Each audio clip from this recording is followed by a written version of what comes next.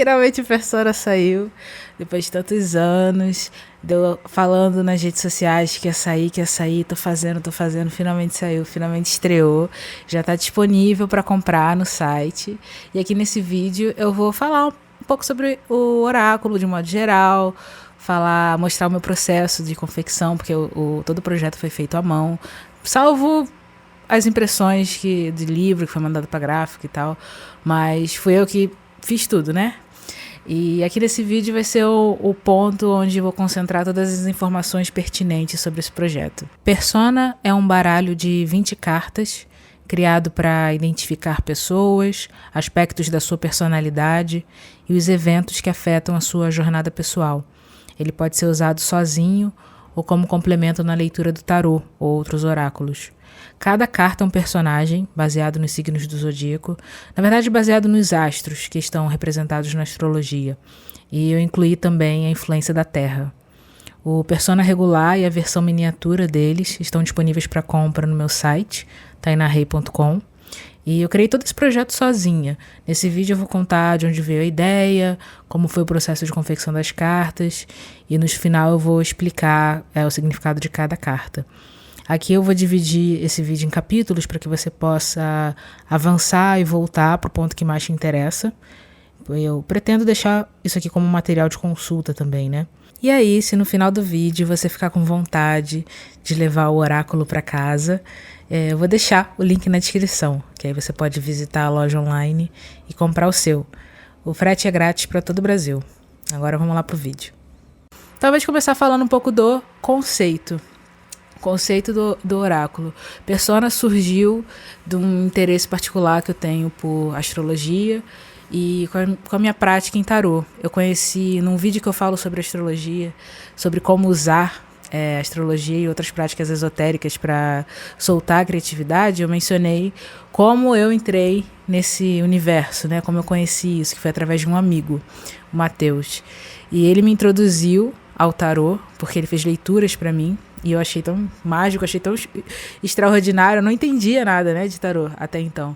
E eu achei tão extraordinário tudo o que significava, o que significavam aquelas cartas, o impacto que aquelas cartas, que aquela leitura tinha na minha vida, na minha tomada de decisão, que eu comecei a ficar curiosa e buscar entender mais e saber mais sobre isso, né? E eu descobri um oráculo de um artista, que eu vou depois, mais pro final do vídeo, mostrar esse oráculo para vocês com calma, que foi assim, o começo de eu pensar o meu próprio oráculo, porque não só tinha um formato mais enxuto, que era algo que sempre me interessou. Eu via certos oráculos assim com... Não tô fazendo shade não, tá? Quem quer ser, seja. Parabéns, Deus abençoe. Eu só tô falando assim, minha preferência pessoal. Eu vi os oráculos assim de 80 cartas, oráculos de 60 cartas, que você juntava aquilo, não dava 10. Tá ligado? Mas mensagens que não diziam nada, mas coisas assim, seja você mesmo. E coisas tão aleatórias nesse nível, né? Acho que em 2018 que eu tive contato com esse baralho. E eu fiquei super interessada e essa ideia ficou armazenada assim no fundo da minha cabeça, né? Aí em 2020 eu comprei uma impressora e recuperei a minha mesa digitalizadora, que eu já estava parada há um tempão. Há anos que eu não usava. E eu queria fazer projetos de zine, porque zine era uma coisa que eu fazia na adolescência e sempre me deixava muito empolgada, era criativamente estimulante. E aquela altura do campeonato, ali um pouquinho antes da pandemia, eu estava desesperada para alguma coisa que acendesse o meu fogo de novo, para eu voltar a criar, né? Eu tinha ficado muito travada e eu estava procurando coisas que me ativassem, me motivassem, me fizessem alegre de novo e empolgada com a ideia de criar. Só que eu percebi que eu não sabia desenhar. Eu não sabia desenhar. As coisas que eu queria fazer, no nível de qualidade que eu queria fazer, eu não era capaz de fazer. Mas isso não me impediu de fazer. Eu continuei desenhando, continuei rabiscando. E aí, desenhando, rabiscando, eu acabei criando assim, algumas imagens, alguns personagens. E aí eu recuperei aquela ideia do oráculo. Eu falei, caramba, e se eu fizesse um oráculo? Se eu desenvolvesse um baralho de cartas, né? Um oráculo. E aí foi isso que eu comecei a fazer, a pensar um sistema. E eu sabia imediatamente o que é que eu queria fazer, porque era o que eu buscava e nunca encontrava, que era um sistema que falasse diretamente sobre os arquétipos astrológicos, então, que fizesse menção específica aos astros, né? Porque eu já encontrei alguns oráculos que faziam que tinham inspiração na astrologia, ou faziam menção indireta, ou criavam cartas que se relacionavam vagamente à energia de um ou outro astro, mas nenhuma que fizesse referência direta aos astros e falasse diretamente dos arquétipos desses astros, né? Eu desenhei e eu comecei a pensar quem eram esses personagens ali no final de 2020, mas eu só comecei mesmo a desenhar em 2021.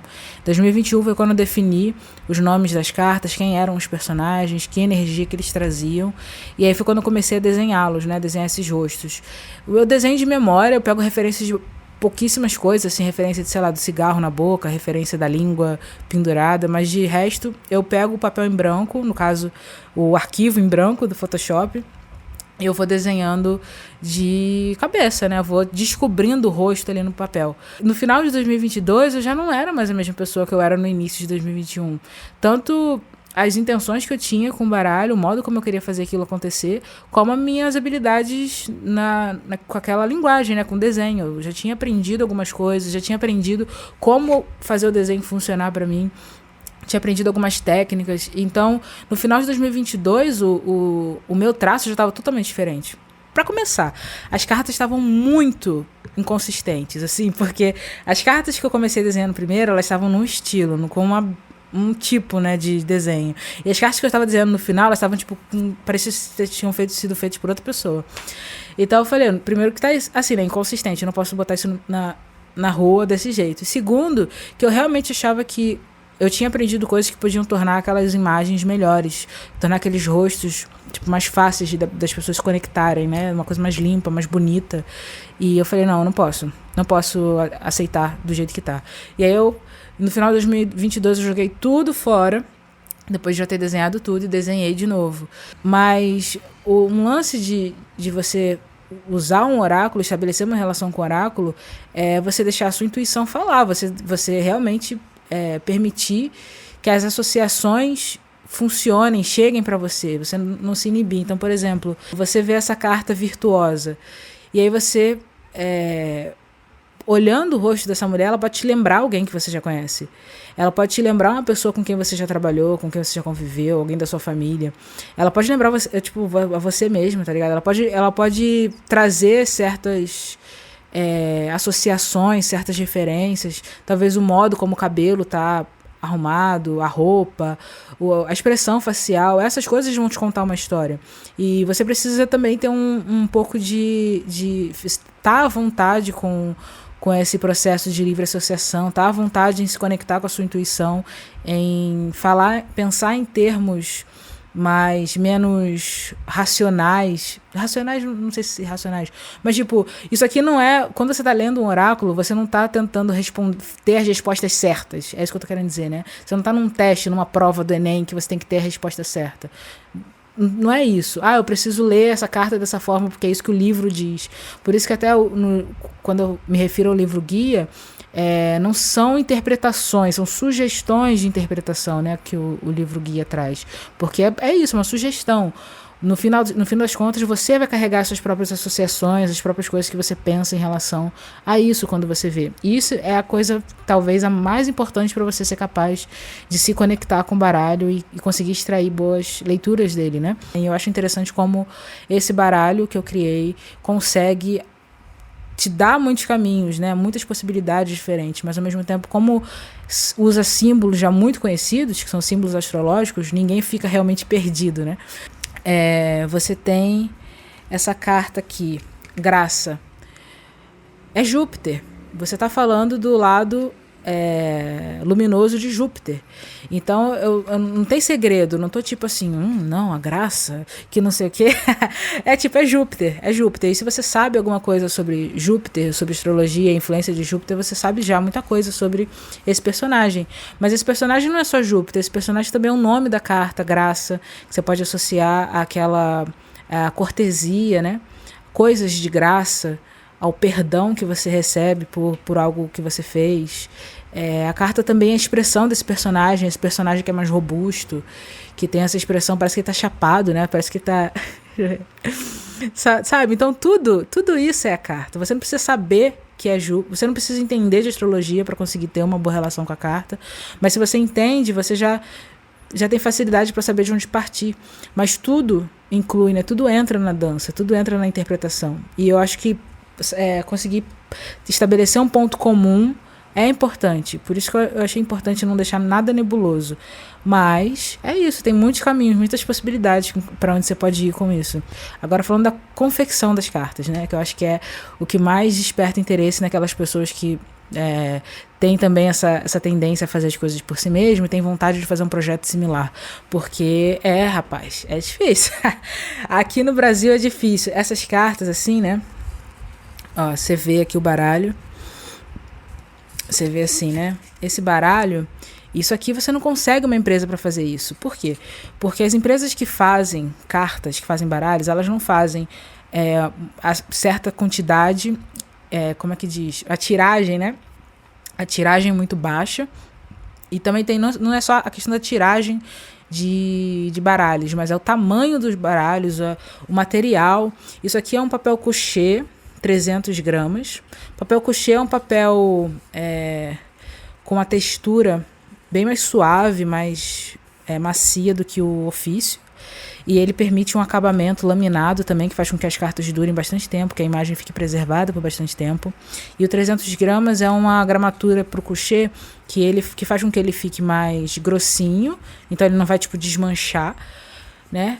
Mas também não é tão grosso que você não consiga manipular com facilidade, que você não consiga embaralhar, né? Porque uma coisa importante de você prestar atenção quando você for procurar papel para fazer essas coisas é pensar no uso comum. Eu esqueci total o que eu tava falando.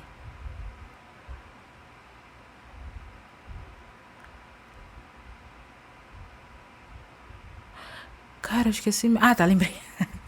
Eu tava falando da editora e de impressão e de como no Brasil...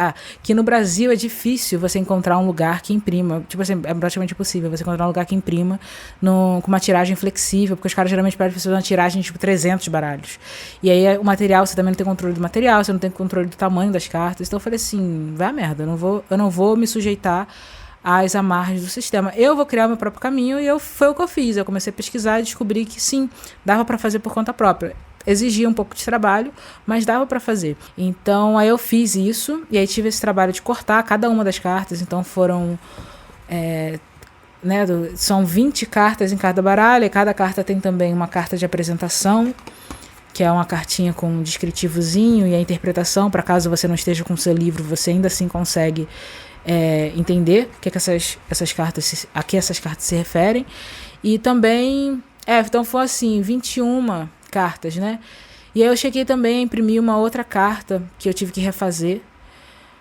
Então foram 22 cartas para cada baralho. São 10 baralhos, a tiragem de 10 exemplares que eu estou fazendo para essa primeira edição. Então são 220 cartas. Eu cortei 220 cartas na mão. Isso sem contar a versão miniatura do oráculo, porque eu também fiz uma versão miniatura. Não só porque eu acho fofo, acho lindo. Eu tenho uma versão miniatura de um tarô, do baralho cigano, né? Que eu achei a coisa mais fofa do mundo, é ter um baralhozinho miniatura. Eu falei, eu quero fazer uma miniatura do Persona. Porque não só porque eu acho fofo, mas porque também assim fica mais acessível para as pessoas comprarem. Porque nem todo mundo vai conseguir comprar a versão grande, né? Por questão de dinheiro. Então eu falei assim, eu vou deixar a versão mini, porque aí fica mais barato de vender. As pessoas que não têm grana conseguem comprar, e para aquelas que têm o dinheiro para comprar, vai ser um adendo extraordinário, que eu, como compradora, como pessoa que gosta dessas coisas, eu ia achar o máximo, eu ia querer os dois, porque eu achei muito fofo.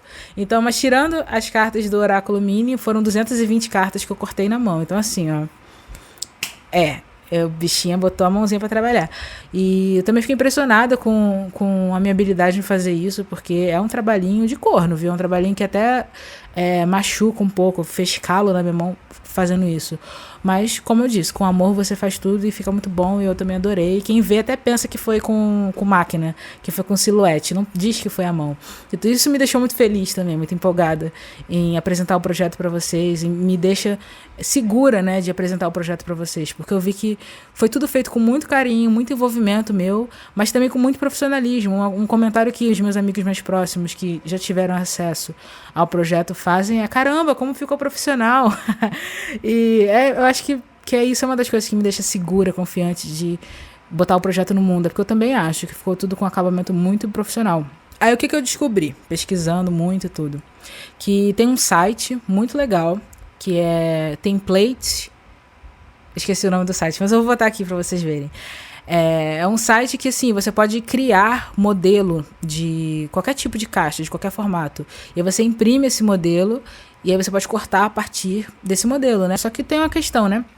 Eu não estava conseguindo achar um papel que fosse grosso o suficiente para servir como caixa, mas que não fosse tão grosso que não entrasse na impressora. Que fosse preto também. Então tinha que ser um papel que tivesse a gramatura correta, preto. Eu não estava achando, não estava encontrando. Aí o melhor papel que eu encontrei foi o Kraft. E aí eu comprei esse papel cartão, esse Kraft, que é mais grossinho, mais rígido, e que entra na impressora, e pintei de preto, porque eu precisava que a caixa fosse preta. E essa foi a única solução que eu encontrei. No final das contas, até que eu gostei, ficou maneiro, tipo, deu um acabamento legal, um acabamento fosco, que talvez se eu tivesse comprado uma cartolina, um cartão preto, tivesse ainda muito brilho, né? Então, nesse sentido, foi legal, que ficou com a textura boa, ficou do jeito que eu queria. Mas ainda assim eu falei, porra, mas uma caixa preta, pura, sozinha? Eu não sei se eu quero isso. E eu fiquei pensando em design, em desenho, e eu tinha essa ideia de laminar alguma coisa com o papel holográfico. Eu queria deixar alguma coisa holográfica, mas eu não sabia o quê. Só que a laminadora, o calor, esse efeito holográfico, você só consegue se esse papel reagir com alguma coisa. O calor é o agente que vai fazer, é a coisa que vai fazer o papel reagir com alguma coisa e vai grudar. Você entendeu? É porque assim, se você põe o foil holográfico, que é esse papel holográfico, em cima do papel por si só, nada vai acontecer. Se você põe o foil holográfico em cima do papel com uma coisa que não tem nada a ver, nada vai acontecer. Mas se você põe o foil holográfico num papel preparado com uma certa substância, e aí você passa na laminadora, que é onde tem calor, aí a mágica acontece. Aí o papel holográfico gruda na base, né, no papel que você quer laminar.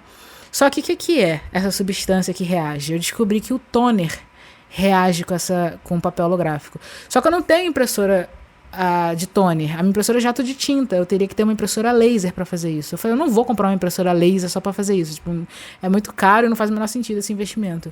Então o que eu fiz? Eu descobri que eu não preciso ter uma impressora laser para usar toner. Eu posso simplesmente comprar o pó do toner. Eu posso simplesmente comprar o toner, fazer uma tinta com o toner e aí aplicar no papel e usar o foil holográfico, que aí ele vai reagir com o calor da laminadora e vai criar o efeito que eu quero.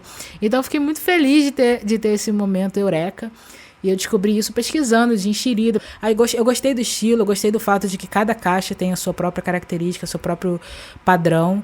E acho que ficou ótimo. Não sei o que vocês acharam. O que vocês acharam do resultado? E eu sabia que eu queria que o oráculo fosse vendido acompanhando o livro. Eu não queria que fosse uma coisa separada da outra. Eu queria que as duas coisas funcionassem juntas, né? Porque o livro ele foi desenvolvido com muito carinho, pensando em como estender a relação que você estabelece com o oráculo, como criar, como fazer esses personagens virem a vida, né? Eu demorei por causa do livro. Porque eu queria garantir que eu tava dando informação útil para as pessoas. Eu não queria, tipo, sair escrevendo qualquer coisa. Eu tinha horror à ideia de sair escrevendo qualquer coisa. Então eu realmente tomei meu tempo com as cartas. Eu realmente tomei o meu tempo com o que eu tava querendo fazer, o que eu tava querendo dizer, né, com cada carta. É difícil você criar um sistema do zero também, porque para todos os efeitos eu que inventei, por mais que esteja associado a coisas que já são aí anteriores a mim, foi eu que inventei esse personagem.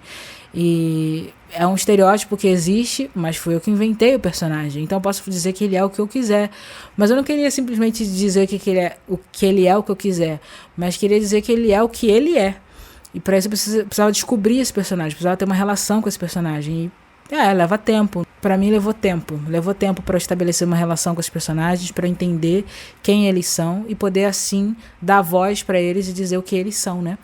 A pensar a identidade do livro também foi fazer toda a decisão da parte editorial do livro também foi um desafio, porque eu nunca tinha feito isso. Pra você ter uma noção, eu tava fazendo isso no Photoshop, que é tipo absolutamente o programa errado para você usar para isso. Você tem que usar aquele outro, né, o InDesign, aquele rosinha da Adobe, tá ligado? Que você tem que usar pra fazer livro, né? Fazer essa coisa de diagramação e tal. Eu tava usando Photoshop pra fazer diagramação. Imagina o inferno que não foi essa merda.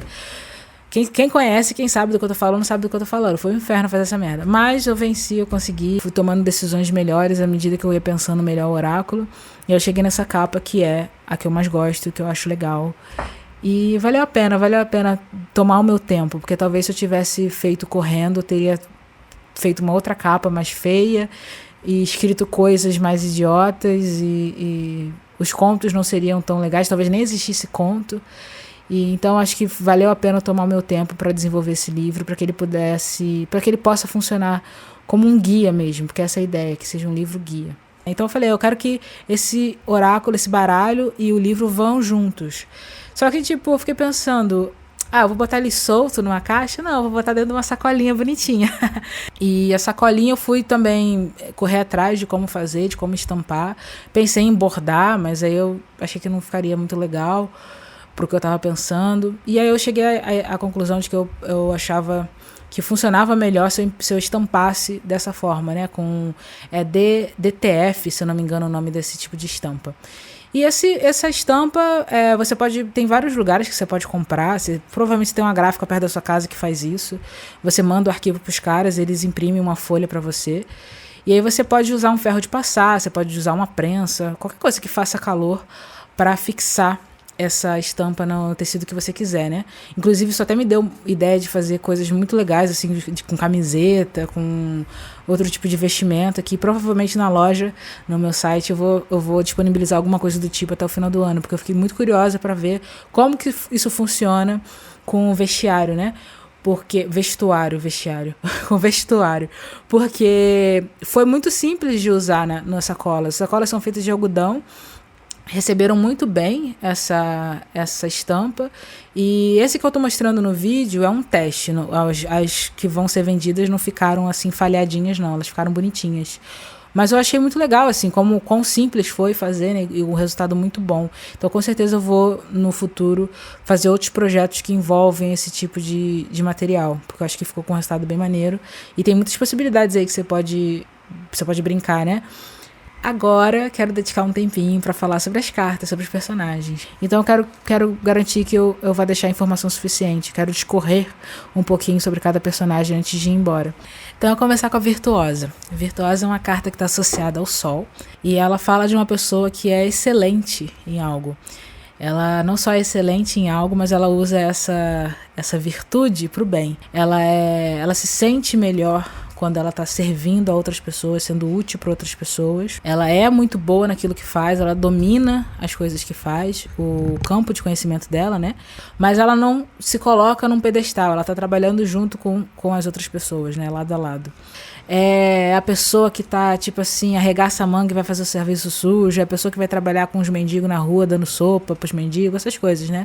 Ela é essa carta. Então também um lado negativo dela, talvez, seria justamente o fato dela não viver o seu potencial como poderia, como deveria. Ela não é uma carta que sugere uma pessoa que vai usar os seus dotes para ascender, não só socialmente, né, com questão de ascensão social, de tipo de dinheiro, de classe social, mas nesse lugar mesmo de hierarquia.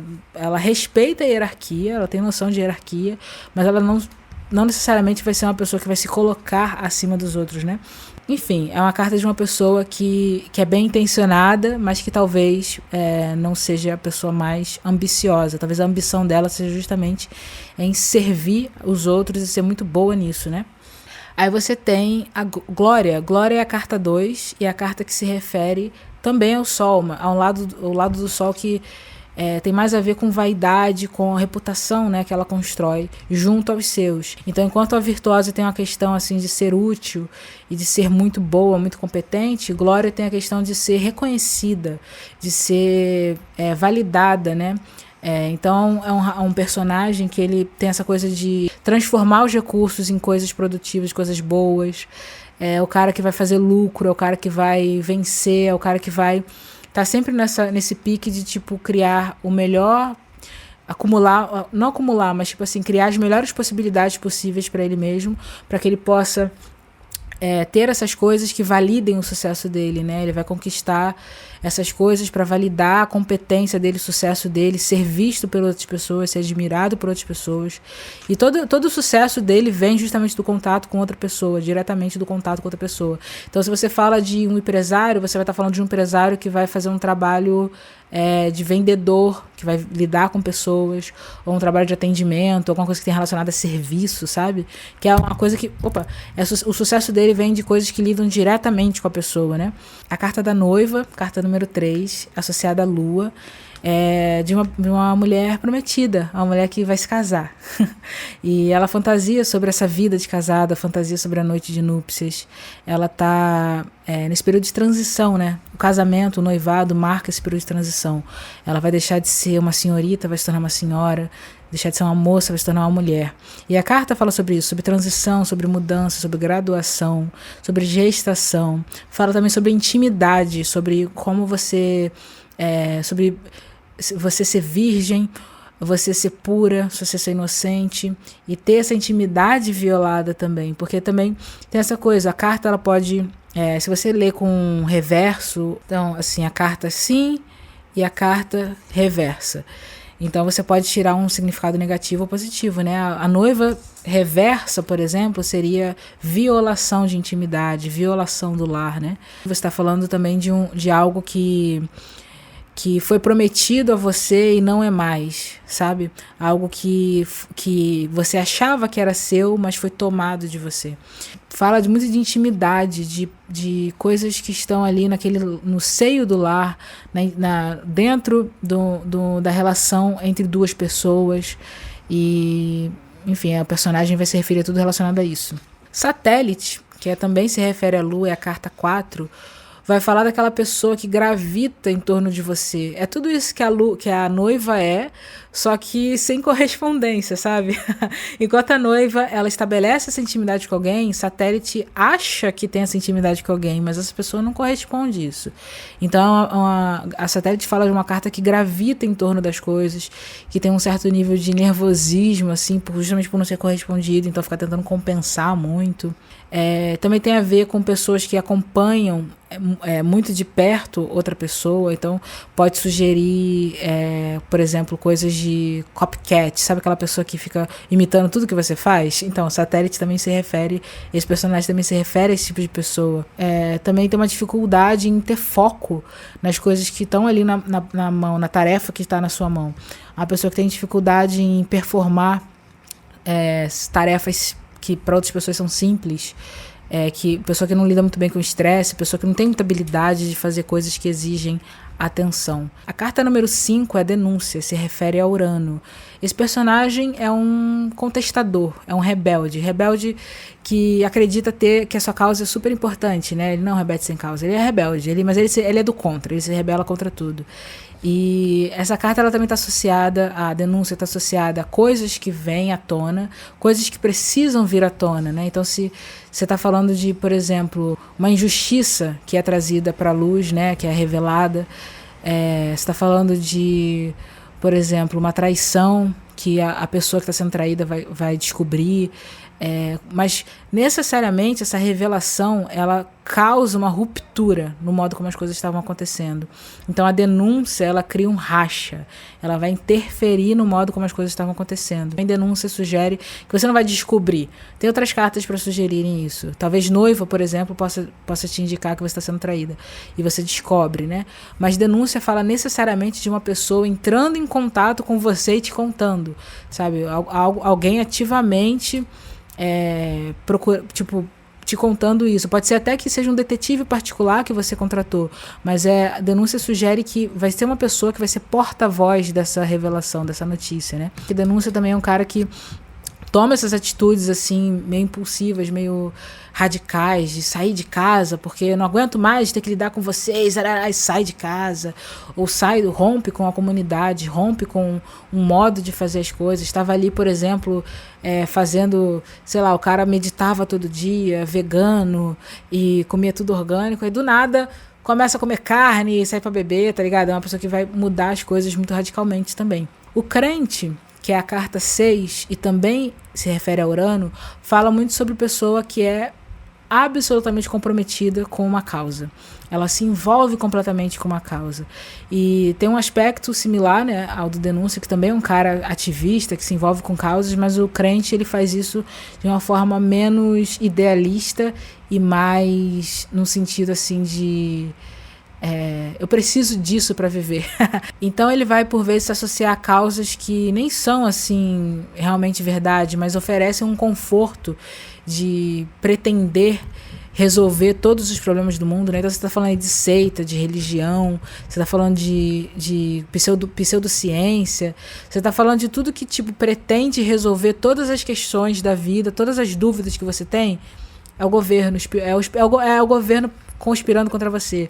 Todas aquelas questões que estão te assolando são os imigrantes que é o problema, que é o motivo de você estar tendo essas questões que estão te assolando. Então você vai falar de pessoas que têm essas visões extremas, ou essas visões... você falando assim, pessoas que passam por lavagem cerebral, né? Ou que querem acreditar em coisas que para qualquer outra pessoa são absurdas, né? Mas o cara acredita, ele é crente, né?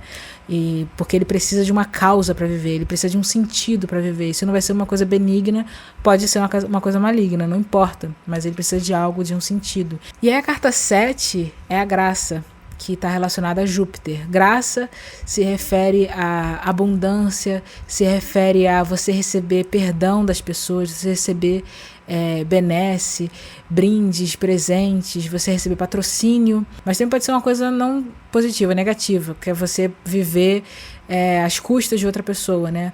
Você ficar muito satisfeito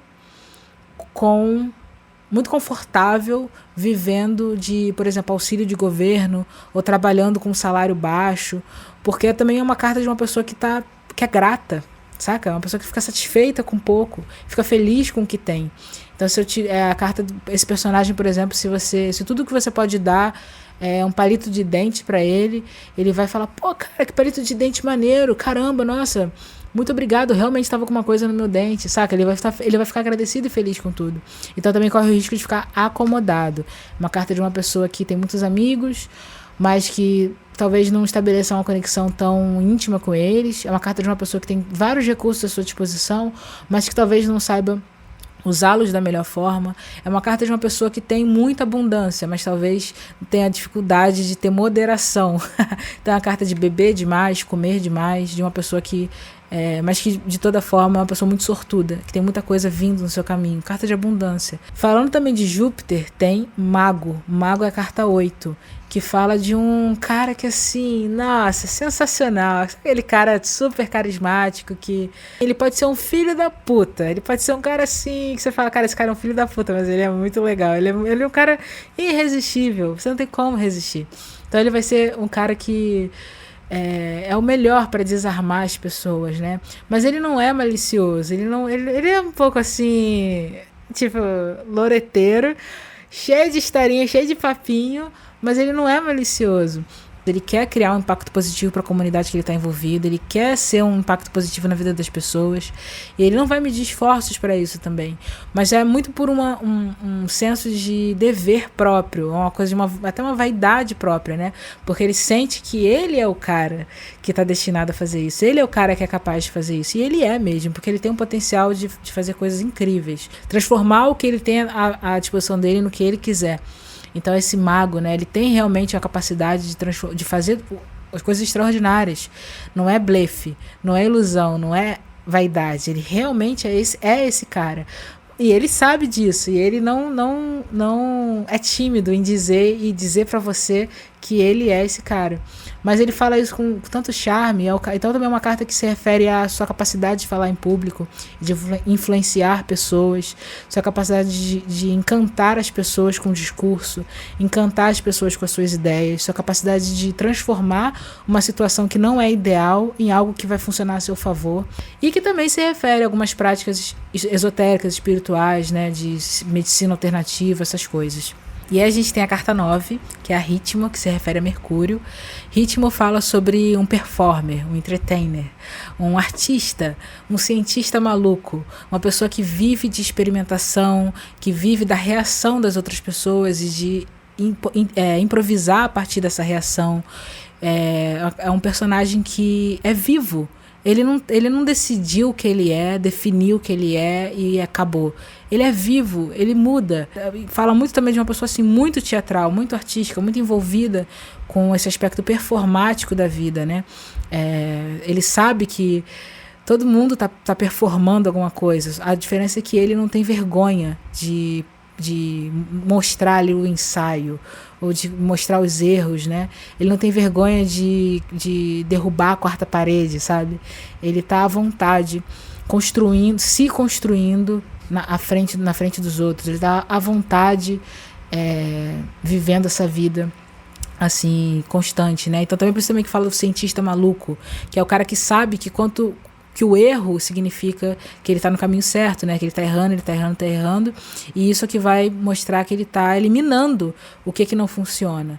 O erro, ele não entende o erro como um sinal de fracasso, mas um sinal de que ele está chegando cada vez mais perto do acerto. E aí você tem a carta Ino, que também se refere a Mercúrio, a carta 10. Ino fala de um cara que tem muita opinião sobre tudo. Ele tem a opinião formada sobre tudo. Ele sabe mais que todo mundo sobre tudo, ele sabe tudo sobre tudo, ele sempre tem um fun fact sobre alguma coisa, mas mais do que isso, ele sempre tem uma opinião sobre tudo, e ele sabe mais do que você, ele sabe antes de você, e ele se coloca numa posição onde ele é capaz de determinar o que é melhor para as outras pessoas. E isso pode gerar também, conflitos desnecessários, né? Pessoas que às vezes são briguentas, tá ligado? Buscando conflito, buscando briga. Também pode se referir a pessoas que têm muita energia e precisam soltar de alguma forma. Então, às vezes, é a criança hiperativa ou aquele hooligan que vai querer arrumar briga só porque tá agitado com a partida, cheio de energia do jogo, né? Quer ficar lá comprando briga com a de time, mas nem é o time, é porque ele tá com fogo no cu. É aquela pessoa que vai ter opiniões políticas muito contundentes e vai saber o que vai falar o que é, o que não é o governo, o que é que tem que ser. A câmera deu uma travada aqui. Mas sobre Ino, né? Tem isso, da coisa dele funcionar, dele ter uma personalidade quando ele tá sozinho e ter uma outra quando ele tá num grupo, né? Dele ser suscetível a ter aquela coisa do efeito sofrer daquele efeito manada, uma pessoa que abandona toda a razão quando ele está motivado por uma ação em grupo, uma ação em massa.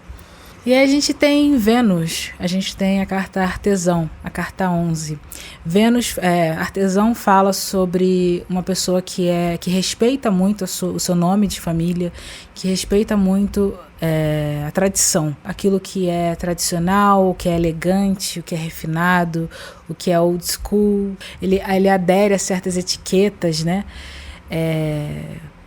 Que podem ser consideradas até antiquadas, ultrapassadas por algumas pessoas. Por exemplo, como amante, ele é um cara romântico, que dá flores, que faz as coisas de um jeito assim mais tradicional, que corteja. Como chefe, ele vai ser um chefe muito generoso, muito gentil, que valoriza, que prioriza a longevidade da carreira daquele funcionário dentro da empresa. Então ele é o cara que vai ensinar as pessoas a fazer algo que ele sabe fazer da melhor maneira possível para garantir que aquela tradição seja mantida, né? Aquela prática seja mantida. Ele vai ser a pessoa que vai restaurar objetos antigos, objetos de arte, porque ele é o cara que quer preservar o valor dessas obras. Ele é o cara que vai entrar em clubes, que vai fazer parte de clubes, de sociedades, porque ele respeita esses códigos. E esse é o artesão. Ele trabalha com muito carinho, ele trabalha com as próprias mãos e tudo que ele faz com excelência.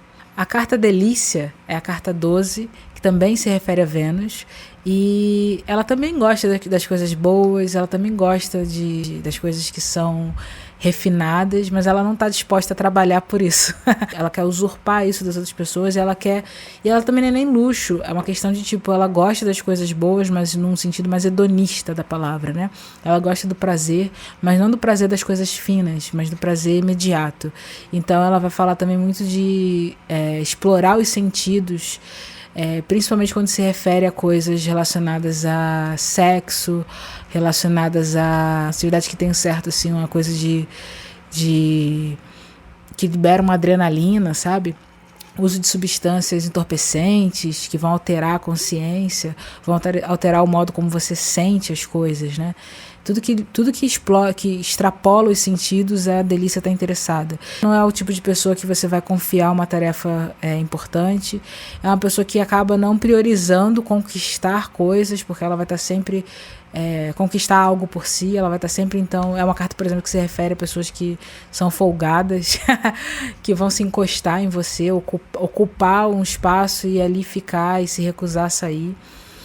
Se refere também a pessoas hedonistas, né, que vão extrapolar esses sentidos a todo custo. É uma pessoa que não tem muita preocupação em correr atrás, em fazer por merecer. Ela está realmente querendo gozar das coisas, saborear as coisas, né? Essa é a carta Delícia. E logo depois a gente tem a carta 13, que é Crônico, que se refere a Saturno. Crônico é o oposto, é um cara extremamente responsável, que pensa muito no futuro, que planeja bastante, estratégico, ele não dá ponto sem nó. Às vezes você não pode não entender muito bem o que ele está fazendo agora, mas vai fazer sentido depois, porque ele tem uma visão estratégica sobre as coisas, ele tem uma visão a longo prazo das coisas, né? E ele é o cara que toma decisões, ele é o cara que, tipo, corta as pessoas que ele tem que cortar, toma as decisões que ele tem que tomar, segue os caminhos que tem que tomar. Ele é bem assertivo, né, nesse sentido, ele não fica duvidando, questionando as decisões que ele toma, e as pessoas sabem disso, então por vezes procuram ele para tomar decisões por elas, né? Então ele é o cara que vai representar as pessoas, ele é o cara que as pessoas vão, é o procurador, né? Ele é o defensor, o advogado, o representante jurídico, que seja, dessas pessoas, porque ele não tem reservas na hora de tomar decisões e fazer as melhores escolhas. Ele também é um cara arbitrário, um cara que tem os valores que ele reforça muito, e por vezes o que ele determina que é o que vai ser, o que não vai ser, vai acabar prejudicando você.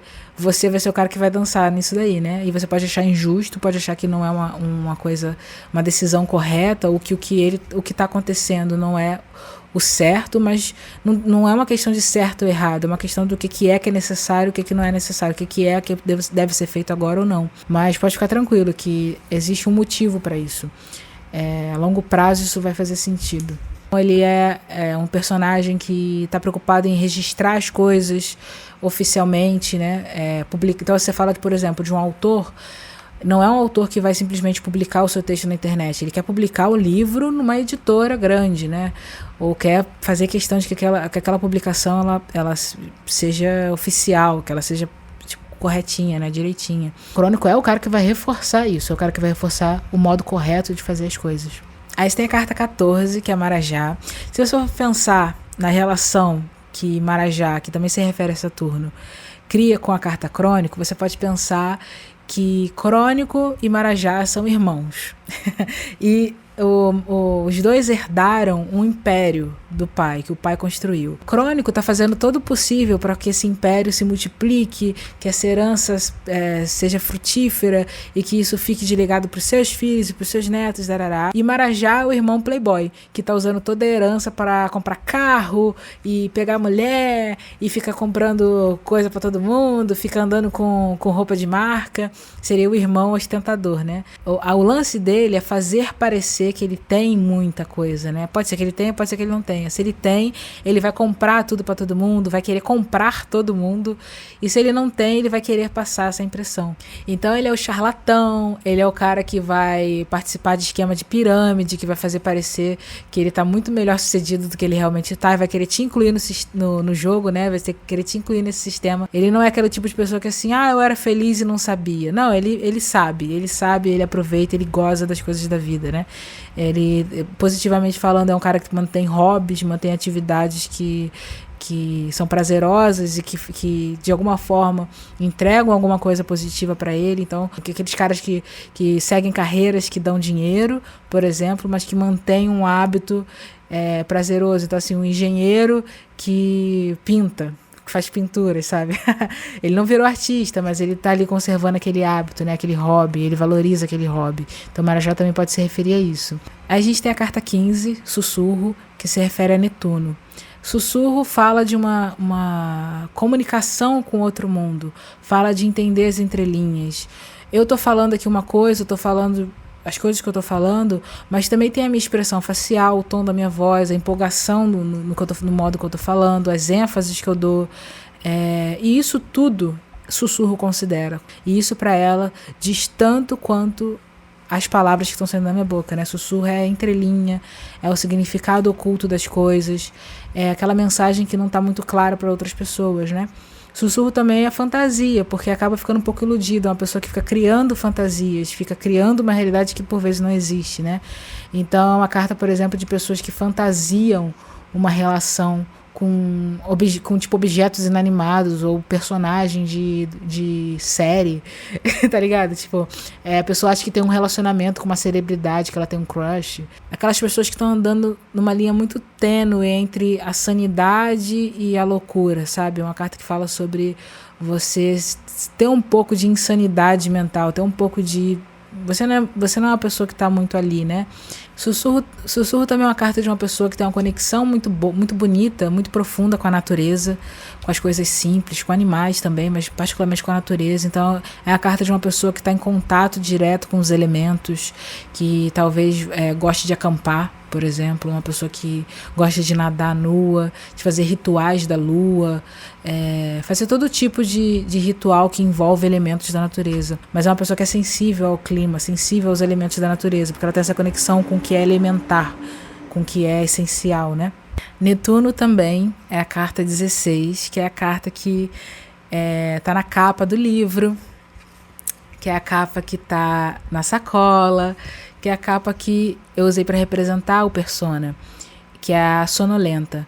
Essa carta ela fala sobre leitura de oráculos, então é por isso também que ela está representando o oráculo.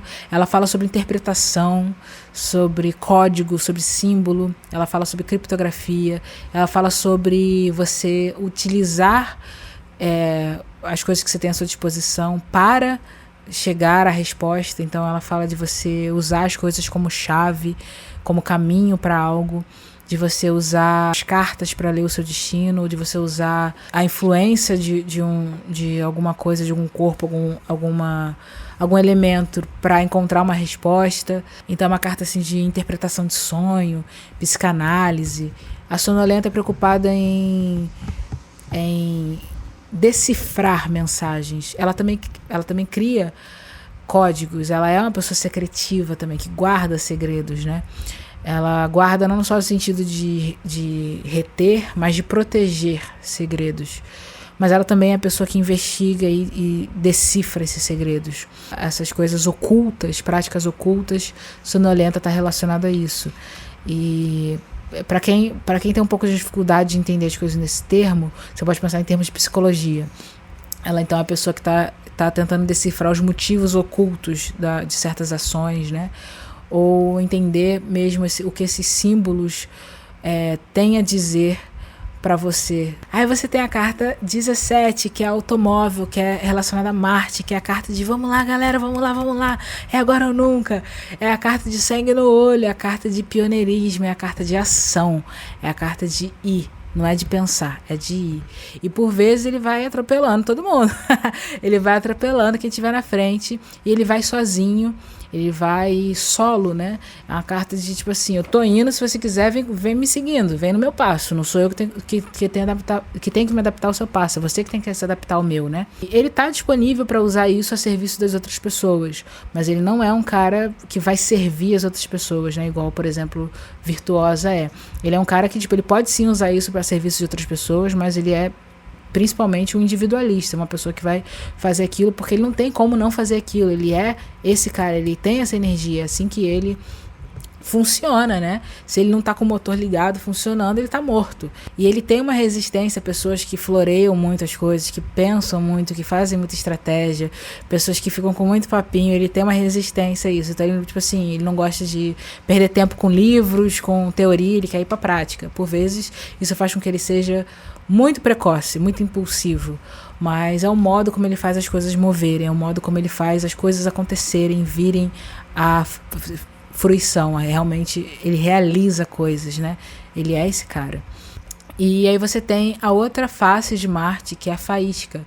Faísca é só cruel. É um cara que gosta de apertar botões para ver o que vai acontecer. É um cara que gosta de brincar com fogo. É um cara que gosta de iniciar fogo. Ele gosta de iniciar incêndios. E ele faz isso porque ele não pode resistir. Ele precisa ver no que vai dar. O que será que dá se eu apertar esse botão? Sabe aquela pessoa que fica cutucando você? Passiva-agressiva. Aquela pessoa que gosta de falar coisas que ele sabe que são polêmicas, que sabe que são inadequadas e depois se faz de vítima. Ou que até mesmo compra a briga e fala, falei mesmo. Mas tipo assim, ele fala só pra provocar. Isso é faísca. Faísca é esse cara. A gente é animal intelectual, né? A gente tem ali uma conexão espiritual com o modo como a gente faz as coisas. O nosso intelecto, ele nos eleva a um lugar distante, diferente da nossa carne, mas a gente também é animal. Então faísca não se refere só à crueldade e à provocação. Ele também se refere a tudo que é animal, tudo que é instinto. Então quando você fala de coisas do tipo instinto mesmo, essa é a resposta que é anterior à sua cultura, à sua educação. Você está falando de faísca.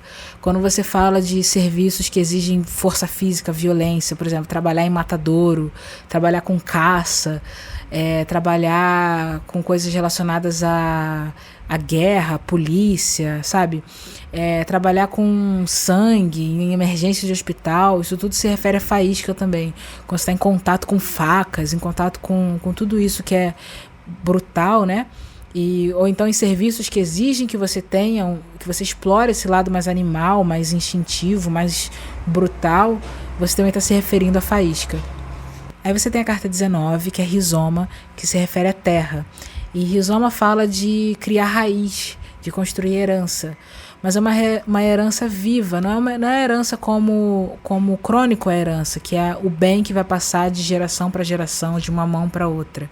Rizoma é você construir uma história, é você estabelecer um acordo comum com uma comunidade e você ser capaz de ser um instrumento dessa história, né? Então você está falando assim de contação de história, de cultura que passa oralmente de um para outro. Você está falando de cultura compartilhada. Então é de festividades de uma comunidade, né? De terreno, dividir terrenos, pessoas que moram no quintal uma da outra. Você está falando dessa troca, dessa rede que é criada com essas interações. Certas práticas religiosas, certos rituais religiosos, espaços de adoração, templos, mausoléu, cova, enfim, tudo que for um espaço de adoração para aqueles que já se foram, né? Fala de pessoas mais velhas, de sabedoria, de pessoas que foram criadas com a avó, de pessoas mais velhas. Fala de tudo que é relacionado à terra, então plantação, cultivar a terra, arar a terra, adubo, gado, pastagem. Isso é rizoma. Tudo que você fala de, sim, você está ocupando um território e fazendo aquele território existir não só como um espaço onde você fisicamente está ocupado, mas como uma terra que tem sua fronteira, né, determinada pela cultura.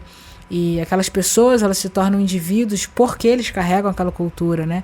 Isso é rizoma. Rizoma é essa ideia de território, essa ideia de povo e tudo que compõe isso. Então, quando você, por exemplo, você ativa as melhores características de rizoma quando você volta para sua cidadezinha natal, tá ligado? Quando você vai visitar a sua família na sua cidade do interior. Você ativa rizoma quando você fica com seus amigos em volta de uma fogueira contando história. Você ativa rizoma quando você vai morar numa casa com quintal. E você tá enfraquecendo as características mais positivas de rizoma quando você vai morar num apartamento, no 25º andar de um apartamento, longe do chão. Ou quando você viaja para um país estrangeiro, uma cultura estrangeira, que fala outra língua, que tem uma cultura completamente diferente da sua. Ou quando você mesmo permite que um estrangeiro faça casa no seu espaço e usurpe a sua cultura, né? Recuse a sua cultura e domine o seu território. Já a adaptação fica muito feliz trocando com outros territórios e com outros povos. A adaptação é o personagem da carta 20, que também se refere à terra. Assimila outras culturas, mas talvez não de uma forma tão natural, porque a adaptação também fala de processo pelo qual essa pessoa vai passar quando ela está tendo que existir num lugar hostil, né? Ela tá inserida num ambiente que é hostil, que é estranho a ela, ou num ambiente ou até o ambiente está correto, mas ela é estranha, né? Ela nasceu com algum problema, algum defeito, e agora ela precisa se adaptar. Fala de você adaptar carências que você tenha, né? Então, se você tem um membro amputado, é você usar uma prótese. Se você tem problema de visão, é usar o óculos. Se você... Enfim, você vai usar ferramentas para resolver os problemas que você sozinho não consegue resolver. Seja porque você tem algum tipo de déficit em relação a outras pessoas, ou porque realmente é um problema que é maior do que o que você é capaz de fazer. A adaptação fala de você usar essas ferramentas como protagonista. Então, se você está numa situação que a carta a adaptação cai como sugestão do que você deve fazer para ser bem sucedido, ela está falando de que você não precisa ter todas as respostas, você não precisa saber fazer as coisas como os outros. O que você precisa fazer é saber usar os recursos que vão compensar essa falta que você tem, né? Então, você vai usar as coisas que estão à sua disposição para dar a impressão de que você é como outros, ou que você tem as mesmas habilidades que outros, ou usar os recursos à sua disposição para compensar essa distância entre você e o ambiente que você está. Mas ela basicamente vai falar disso, de uma pessoa que vai precisar se adaptar porque ela está num espaço que não é talvez o mais ideal. Talvez seja a melhor característica dela, né? A capacidade dela de comportar tantas coisas numa coisa só. A capacidade de ser muita coisa numa coisa só, de fazer dar certo mesmo quando parece que não vai dar. É uma carta de gambiarra, sabe? Uma carta de improviso, de colagem, mas que é essa estética dela, é isso que é o charme dela, é isso que funciona e faz dar certo.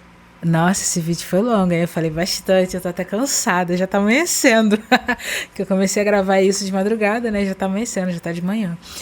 Mas eu acho que eu falei tudo. Eu acho que quer dizer, sempre vai ficar coisa de fora, mas eu acho que eu consegui dar uma visão geral do que é, do que são esses personagens, consegui falar um pouco sobre o processo de confecção das cartas e de tudo relacionado a esse projeto, que é uma coisa que eu fiquei muito orgulhosa de ter feito, queria compartilhar com vocês até para, como eu falei, né, pessoas que estão interessadas em fazer algo similar terem acesso à informação e saberem como é que eu fiz.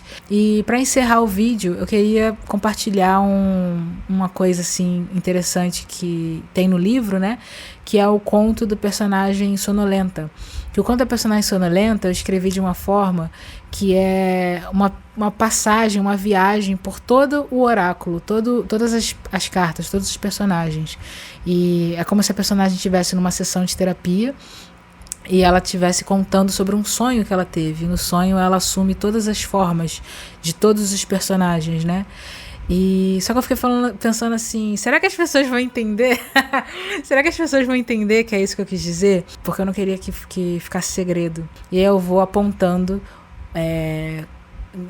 no conto onde cada personagem entra, né? Identificando cada personagem do oráculo. Noites e noites seguidas, eu vejo essa pessoa de rosto redondo como de uma criança.